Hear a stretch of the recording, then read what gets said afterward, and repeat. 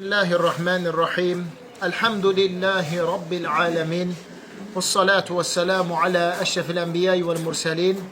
Nebiyyina Muhammedin ve ala alihi ve ashabihi ecma'in. Rabbi şrahli sadri ve yessirli emri. Vahlul ugdeten min lisani yefkahu kavli. Allahümme allimna ma yenfa'una. وانفعنا بما علمتنا وزدنا علما وأصلح لنا شأننا كله ولا تكلنا إلى أنفسنا طرفة عين.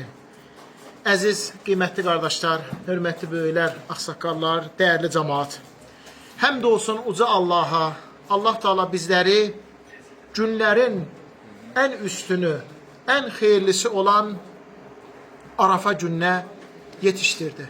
Bu əzəmətli, bu böyük, bu fəzilətli gündə Allah Teala bizləri müvəffəq etdi. Ona dualar edək, onu zikr edib xatırlayaq, onun razılığını qazanmaq üçün oruclar tutaq, iftarlar edək. Həqiqətən də buna müvəffəq olmaq, Allah Teala'nın sevdiyi, razı qaldığı işləri yerinə yetirmək, Allahın haqqında yalnız və yalnız xeyir istədiyi şəxslərə müvəffəq olur. Allah Teala o şəxsi sevir, o şəxs üçün xeyir istəyir, Allah Teala ona ibadəti asanlaşdırıb, ona ibadət etməyi müvəffəq edir. Allah həmd olsun Arafa gününün fəziləti, nə qədər əzəmətli bir gün olması, elm əhli müəllimlərimiz həm dərslərində, moizələrində danışdılar, həm yazılarında, məqalələrində paylaşdılar, həm də Rasul sallallahu aleyhi və səlləmin hədislərin sizlər üçün bölüşüb, Allahın köməkliyi ilə tərcümə edib, hamımızı faydalandırdılar. Mən bugün, bu gözəl, bu əzəmətli gündə insanın xoşbəxtçilik ünvanı haqqında danışmaq istəyirəm. Həqiqətən də hər bir insan yaşından, dünya görüşündən asılı olmayaraq həyatda xoşbəxt olmaq istəyir. Həyatda sevinc içərisində, fərəh içərisində yaşamaq istəyir. İstəyir ki, günü güzaranı yaxşı olsun, ruzisi bol olsun, evi, eşiyi, ailəsi, miniyi, övladı, uşağı olsun. Ən əsas da aləmlərin Rəbbi olan uca Allaha ibadət edib, Allah Teala ondan razı olsun. Hamı bunu istəyir. Allah Teala bizə Qur'an-ı Kərimdə buyurur, Mən amilə salihan min zəkərin əv unthə və huvə mu'minun فَلَنُحْيِيَنَّهُ حَيَاةً طَيِّبَةً وَلَنَجْزِيَنَّهُمْ أَجْرَهُمْ بِأَحْسَنِ مَا كَانُوا يَعْمَلُونَ. Mümin olaraq yaxşı işlər görən kişiyə və qadına əlbəttə gözəl həyat bəxş edəcəyik, etmiş olduqları ən gözəl əməllərə görə mükafat onlara bəxş edəcəyik. Gözəl həyat mühümdür. Allah Resulü sallallahu aleyhi və səlləm buyurur, Rabbena atina fid dunya haseneten ve fil ahireti haseneten ve qina azabennar. Ey Rəbbimiz, bizə həm bu dünyada gözəlliklər bəxş et, həm ahirətdə gözəlliklər bəxş et, bizi cəhənnəm əzabından qoru. Dünya gözəllikləri, geniş ev, rahat minik, əməl-i salih övladlar, ailə, yaxşı qonşular dünyanın gözəllikləridir.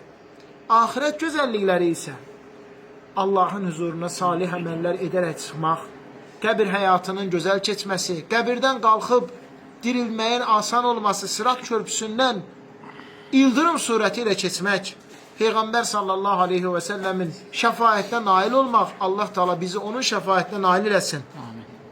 Onun Kövsər hovuzundan su içmək, ən əsası da ayağımızı qoyub, əbədi Firdevs cənnətlərinin varisləri olmaq. Axirət gözəllikləri budur. Bütün bunların ünvanı üç şeydədir. Buyurur ki, Şeyx Muhammed, Allah ona rəhmət etsin, nemət gələn zaman şükür etmək, imtihan, sınaq gələn zaman səbr etmək, günah iş edib asili görən zaman Allahdan bağışlanma istəmək. Həqiqətən də bu üçü xoşbəxtliyin ünvanıdır. Allah Teala sənə bir nemət gələndə, gözəl, yaxşı nemətləri sənə bəxş eləyəndə Allah'a şükür edib Allah'a xatırlayasın. Allah Teala buyurur, لَاِنْ شَكَرْتُمْ لَأَزِيدَنَّكُمْ Əgər mənə şükr etsəniz, sizə olan nemətimi artıraram. Allah Teala buyurur, وَلَا يَرْضَى لِعِبَادِهِ الْكُفْرَ İstəmir ki, bəndələri nemət verəni yaddan çıxardıb, ona nankörlük etsinlər. Allah Teala buyurur, وَاِنْ تَشْكُرُوا يَرْضَهُ لَكُمْ Əgər ona şükr etsəniz, Allah sizdən razı qalır. Allah'ın vermiş olduğu nimetlere şükür etmek. Resul sallallahu aleyhi ve sellem buyurur, Tearraf ilallahi firrahai ya'rifke fişşidde. Sen nimetler vaxtı, xoş günündə, firavan əmnəmanlıq vaxtında Allah'ı yada sal ki, sən çətinə düşəndə də Allah səni yadına salsın. Allah səni yadına salsın. Nimətlər gələndə şükür etmək. İkinci, bir bəla, sınaq gələn zaman səbirli olmaq. Özündən çıxmamaq. Qədərə üsyan eləməmək.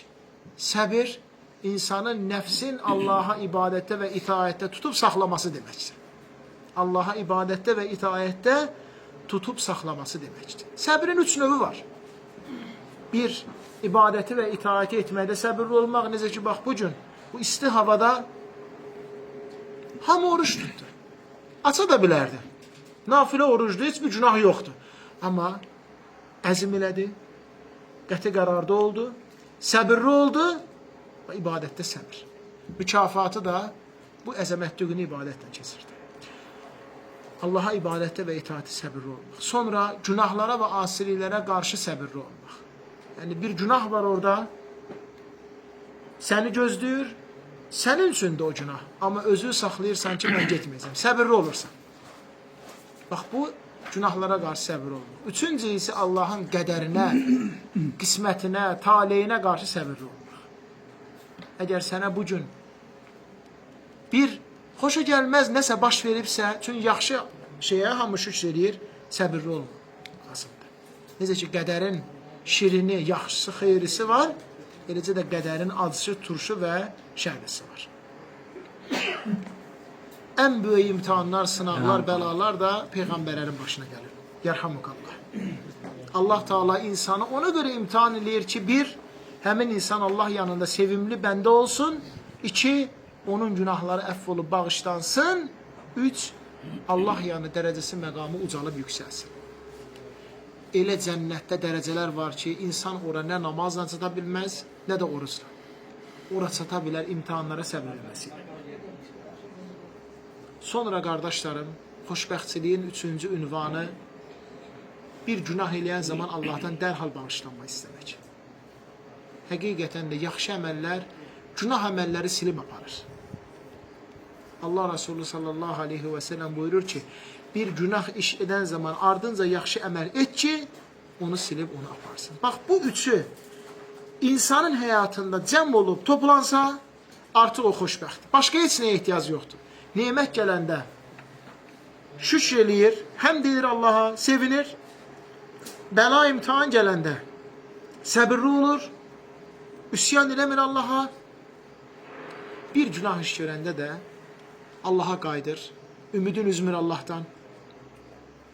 Bilir ki, nə qədər günahı olursa olsun, onun bağışlayan Rəbbi var.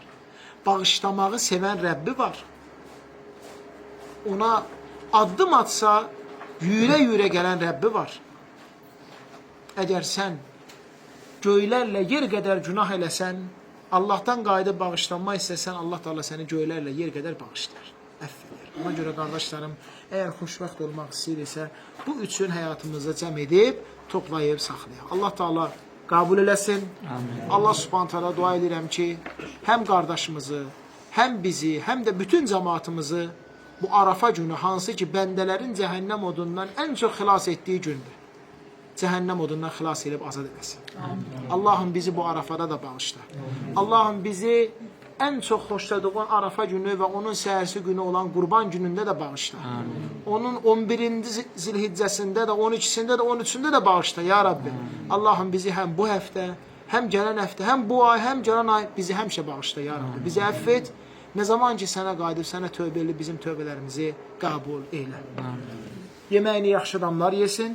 Mələklər sənin üçün Allahdan bağışlanma istəsin və oruç tutanlar gəlib sizdə iftar etsinlər. Və sallallahu alə nəbiyyina Muhammed və alə alihi və sahbihi və səlləmə təslimən kəthira ilə yevmiddin.